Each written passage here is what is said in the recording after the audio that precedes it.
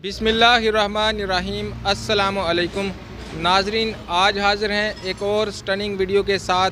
Machine तो एक है लेकिन बिज़नेस आइडियाज़ इसमें कई होंगे। एक पैकिंग मशीन के बारे में आपको बताने के लिए आपको बताया जाएगा कि इस पैकिंग मशीन की मदद से कैसे आप मसाला जात के कारोबार, सर्फ पैकिंग के कारोबार, नीमको पैकिंग के कारोबार कर सकते हैं। 3 से 4 लाख की इन्वेस्टमेंट आपको कितने लाख दिला सकती है, आज हम पूछेंगे उस्मान भाई से। तो चलें उस्मान भाई से मिलते हैं। अस्सलाम वालेकुम। वालेकुम सलाम। उस्मान भाई कैसे हैं? अल्हम्दुलिल्लाह, अल्लाह का शुक्र है।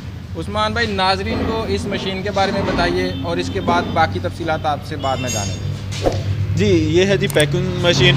इसमें मुख्तलिफ़ किस्म की पैकिंग की जा सकती है, जैसा कि सरफ पैकिंग के लिए लोग कर रहे हैं। ये मशीन ले जाके सरफ का कारोबार किया जा सकता है। उसके अलावा निमको पैकिंग जो है वो इसके ज़रिए की जा सकती है। मार्केट से निमको मिल जाती है, वो लेके पैकिंग कर सकते हैं। गवर्नमेंट ने पाबंदी लगाई हुई है खुले मसाला जात सेल करने पे।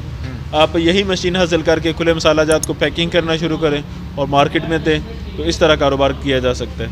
अच्छा उस्मान भाई, ये बताइए कि क्या कोई नौजवान या कोई खातिन जो घर में हैं या स्टूडेंट, वो इस मशीन की मदद से छोटे पैमाने पे कारोबार कर सकते हैं? जी बिल्कुल, किया जा सकता है। इसके लिए कोई ख़ास ट्रेनिंग दरकार है? जी कोई ख़ास ट्रेनिंग तो नहीं दरकार, बेसिक चीज़ें बता दी जाती हैं। अच्छा। इस तरह करना है तो कारोबार शुरू किया जा सकता है। ठीक है। जब बंदा काम में इन होता है तो आस्ते आस्ते उसे आइडियाज़ होने लग जाते हैं, बता दिया जाता है, कुछ वो पूछ लेता है कि इसको किस तरह करना है, इस तरह हैंडल किया जा सकता है। कोई बाकायदा क्लास लेने की ज़रूरत नहीं, यानी इससे नौजवान भाई जो बेरोज़गार हैं या नौजवान खातिन बहनें या स्टूडेंट जो अपना रोज़गार या अपना कारोबार लगाना चाहते हैं वो लगा सकते हैं। बिल्कुल। अच्छा उस्मान भाई, मैं पूछना चाहूँगा कि इससे, चूँकि आपने बताया कि सर्फ पैकिंग का बिज़नेस भी हो सकता है, निमको का भी हो सकता है, मसाला जात पैकिंग का बिज़नेस भी हो सकता है। सही। अगर किसी ने सर्फ पैकिंग का बिज़नेस लगाना हो तो उसे कितनी मिनिमम इन्वेस्टमेंट दरकार है, और अगर किसी ने मसाला जात पैकिंग का बिज़नेस शुरू करना है तो उसके लिए कम से कम कितने पैसे उसके पास होने चाहिए? जबकि तीसरी ऑप्शन निमको के लिए मिनिमम कितनी रिक्वायरमेंट है इसके? जी, मैं ये सारी चीज़ें अलग अलग बयान करना चाहूँगा कि अगर कोई सरफ का कारोबार शुरू करता है, उसमें उसे मशीनें इसके अलावा और भी ऐड करनी होंगी। उसमें क्या होगा, एक होगा ग्राइंडर जो कि सरफ को ग्राइंड करेगा, बारीक करेगा, और एक होगा मिक्सर जो उसको जो है मिक्स करेगा सरफ को। उसमें मुख्तलिफ इंग्रेडिएंट्स मिलाने होते हैं, मुख्तलिफ केमिकल्स मिलने होते हैं, वो मिक्सर के ज़रिए मिलते हैं। अगर ये मशीन हासिल की जाए 1,60,000 इसकी कीमत है। मिक्सर हासिल किया जाए जो अच्छे वाला है वो 70,000 रुपया उसकी कीमत है। और जो उसको ग्राइंडर कहते हैं जिसे, उसकी कीमत है 60,000 रुपया। इसमें जो खर्चा हो गया मशीनों का वो हो गया 2,90,000। उसके बाद है प्रिंटिंग का मरहला। प्रिंटिंग में जो है सिलेंडर बनवाने होते हैं अपने। सिलेंडर एक किस्म की डाई होती है जिसके ज़रिए फिर प्रिंटिंग करवाई जाती है। वो डाई बनती है आपके कलर के हिसाब से कि जो आपने रैपर छपवाना है उसमें कितने कलर हैं। अमूमन 4 कलर का रैपर होता है। 4 कलर का रैपर है तो वो 4 सिलेंडर बनेंगे। डिजिटल एक सिलेंडर जो है वो 16,000 रुपये में बनता है। 4 सिलेंडर जो है इस तरह तकरीबन 64,000 के ये बन जाएंगे। तो ये खर्चे में ऐड कर लें, यानी कि ये हो गया 3,54,000 ये खर्चा हो गया। उसके बाद जो प्रिंटिंग करवानी है वो आप मिनिमम जो है वो 100 kg तक करवा सकते हैं।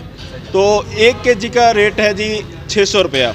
इस एतबार से ये बन जाता है तकरीबन 60,000 रुपया। 3,54,000 पहले हुआ था, अब 60 ये ऐड कर लिया जाए तो ये बन जाता है 4,14,000।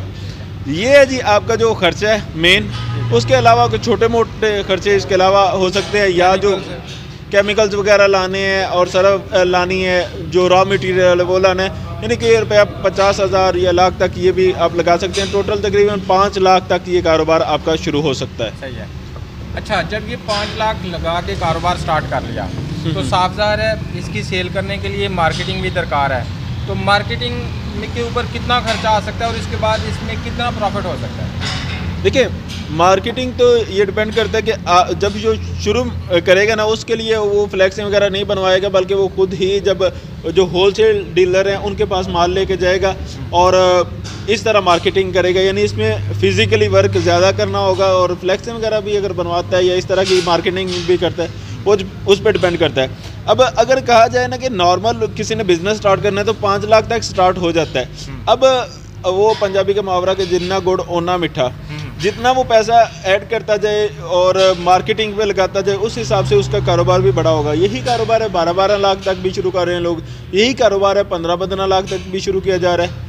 मशीनें कुछ यही हैं, कुछ फिर मज़ीद ऐड कर ली जाती हैं। जिसने बड़ा कारोबार करना है उसने जो ½ kg और 1 kg पैकिंग के लिए बड़ी मशीन होती है वो ली जाती है, मिक्सचर वगैरह अलग से लिया जाता है और इस तरह चीज़ें और ऐड हो जाती हैं। इस तरह यानी वो बढ़ सकता है। मिनिमम ये 5 लाख से स्टार्ट हो सकता है। चले औसत की बात कर लेते हैं। अगर औसत कारोबार चल जाए तो 5 लाख लगा के महाना क्या बचेगा? इसमें मैं पर kg बता सकता हूँ कि पर kg वो 20 रुपये बचाएगा। अब वो कितने kg निकालता है ये डिपेंड करता है उस पर, उस हिसाब से वो निकाल ले कि मैं इतने kg सेल कर सकता हूँ तो 20 रुपये पर kg के हिसाब से वो प्रॉफिट हासिल कर सकता है। 20 रुपये आराम से बच जाते हैं जी, सही हो गया। और अगर किसी ने निम्को का कारोबार करना हो तो उसके लिए कितनी इसकी होगी इन्वेस्टमेंट? निम्को का कारोबार करना है तो उसके लिए इन्वेस्टमेंट थोड़ी सी कम हो जाएगी। वो इस तरह कि निम्को मार्केट से मिल जाती है, जैसा कि गुजरांवाला से मिलती है निम्को।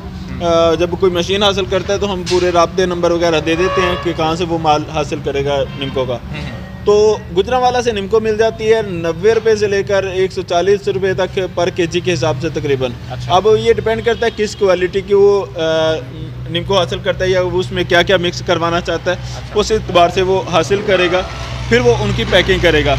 अब इसमें उसे मिक्सर की ज़रूरत नहीं है, कोई कटर की ज़रूरत नहीं है, सिर्फ डायरेक्ट ला के उसने पैकिंग करना शुरू करनी है। अच्छा। पैकिंग में भी आगे 2 मराहल आ जाते हैं। या तो वो मार्केट से बनी बनाई जो है रैपर वो उठा लेगा और पैकिंग करना शुरू कर देगा, या फिर वो अपना छपवाएगा। अच्छा। अगर वो अपना छपवाता है तो उसका रैपर का वही खर्चा आना है, सिलेंडर्स का 64,000। अच्छा। और बकिया रैपर का 60,000। तो यानी 1,20,000 रुपया तकरीबन ये आना है उसका जब उसने अपनी प्रिंटिंग करवानी है। बिल्कुल। तो बकिया वो मार्केट से निम्को ले और पैकिंग करना शुरू कर दे।